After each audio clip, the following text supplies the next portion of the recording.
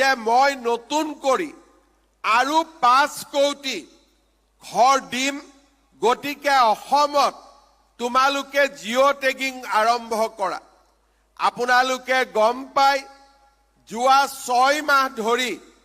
আমি আপোনালোকৰ ঘৰত বা আমাৰ দুখীয়া মানুহৰ ঘৰলৈ জীৱিকা সখী বাইদেউসকলক পঠিয়াইছিলো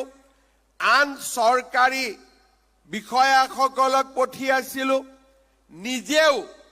জিঅ' টেগিং যাতে কৰিব পাৰে তাৰ সুবিধা দিছিলো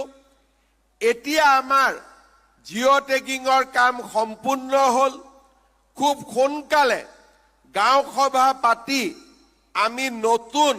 হিতাধিকাৰী তালিকা নিৰ্বাচন কৰিম আৰু মই ভাবো যে নতুন জিঅ' টেগিঙৰ পৰাও আমি ঘৰ নোপোৱা সকলো মানুহকে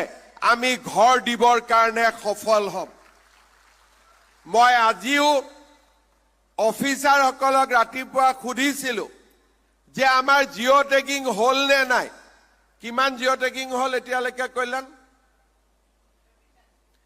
মোক কল্যাণ চক্ৰৱৰ্তী ডাঙৰীয়াই ক'লে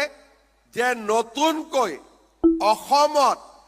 আৰু 30 লাখ মানুহে জিঅ' টেগিং কৰিছে আমাৰ চেষ্টা হ'ব এই 30 লাখ মানুহৰ ভিতৰত যিসকলে নতুনকৈ জিঅ' টেগিং কৰিলে তেওঁলোকৰ যাৰ যাৰ ঘৰ নাই সকলোকে আমি যাতে ঘৰৰ অনুমোদন দিব পাৰো এতিয়া তাৰ বাবেও আমি চেষ্টা আৰম্ভ কৰিম তাৰ মানে আমাৰ লক্ষ্য হ'ব যে অসমত যিমান মানুহৰ ঘৰ নাই বা কেঁচা ঘৰ আছে সকলোকে প্ৰধানমন্ত্ৰী আৱাস যোজনাৰ